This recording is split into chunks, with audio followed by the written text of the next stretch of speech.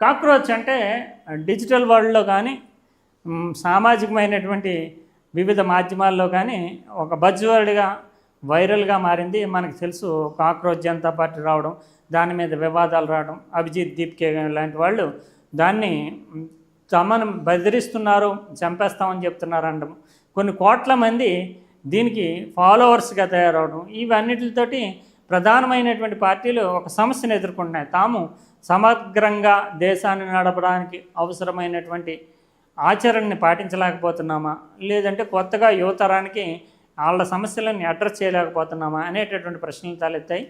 అదే సందర్భంలో ఈ కాంగ్రెస్ జనతా పార్టీ ఇప్పటికే సెటిల్ అయినటువంటి అడ్మినిస్ట్రేషన్ ఏదైందో, ఎస్టాబ్లిష్మెంట్ ఏదైతుందో వాళ్ళ భావనలతో వ్యతిరేకించే విధంగా ఇది పార్టీ పుట్టుకొచ్చింది. చీఫ్ జస్టిస్ ఆఫ్ ఇండియా చేసినటువంటి వ్యాఖ్యల మీదే ఇది పుట్టుకొచ్చిందనేది అందరికీ తెలుసు. నిజానికి ఇది చీఫ్ జస్టిస్ కామన్గా చేసినటువంటి వ్యాఖ్యలు బీజేపీ ఇలాంటి పార్టీకి చుట్టుకున్నాయని చెప్పాలి. ఎందుకంటే బీజేపీకి వ్యతిరేకంగానే ఒక ఎజెండాతోటి సీజేపీ ఆవిర్భవించిందని ఆవిర్భవించడం ఇంకా పార్టీ రూపు సంతరించుకోలేదు సోషల్ మీడియా ప్లాట్ఫామ్స్ మీద.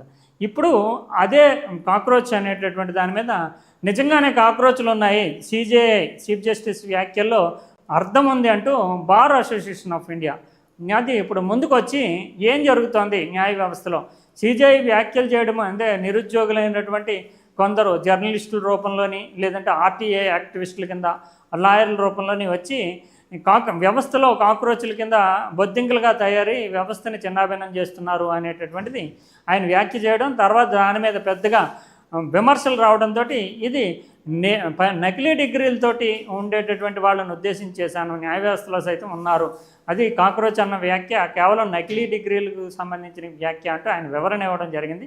దీని మీద ఇప్పుడు బార్ అసోసియేషన్ ఆఫ్ ఇండియా రంగంలోకి దిగి చీఫ్ జస్టిస్ని సమర్థించే విధంగా 40% సుప్రీంకోర్టు లాంటి చోట్లే 40%, దేశంలో 40% లాయర్లు నకిలీ డిగ్రీలతోటి నమోదు చేసుకుని బార్ అసోసియేషన్లో ఇతరత్ర వాళ్ళు వాదనలు కొనసాగిస్తున్నారు, వీళ్ళకి ఎవరికి కూడా అర్హతలు లేవు అంటూ చెప్పడము, దానికి సంబంధించి తమ వద్ద ఉన్నటువంటి సమాచారం చెప్పడం, గతంలోనే తాము చీఫ్ జస్టిస్ దృష్టికి ఈ విషయాన్ని తీసుకెళ్ళాము, దాని మీద ఆయన ఈ వ్యాఖ్య చేశాడు.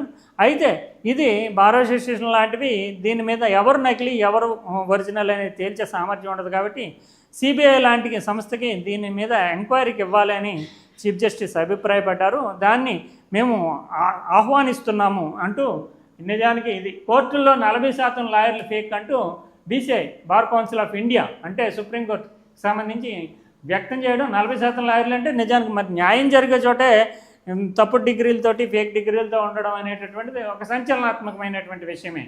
దీని మీద వివరణ ఇస్తూ గతంలో తాము అసలు డిగ్రీలను ధృవపరిచేందుకు BCI bar council of India గతంలో ఒక ప్రక్రియను ప్రారంభిస్తే ఆ సమయంలో 40% మంది న్యాయవాదులు తమ వెరిఫికేషన్ ఫారాలను, అంటే తాము ఎక్కడ చదువుకున్నారు ఏంటి, ఆ సర్టిఫికెట్ మీద ఉండేటటువంటి వివరాలు ఏంటి, ఆ సంస్థల నుంచి ఎంక్వైరీ చేసుకోవడానికి అవకాశం ఉంది, ఇది వెరిఫికేషన్ ఫారాలు ఇస్తే 40% మంది అసలు ఆ ఫారాలనే పూర్తి చేయలేదు. అంటే చర్యలు తీసుకోవడానికి వీళ్ళకి ఏం బార్ అసోసియేషన్కి ఏం పెద్దగా ఉండదు కాబట్టి 40% మంది న్యాయవాదులు పూర్తి చేయలేదు, దీంట్లో చాలామంది ఫేక్ ఉండడానికి అవకాశం ఉంది అని చెప్పడము.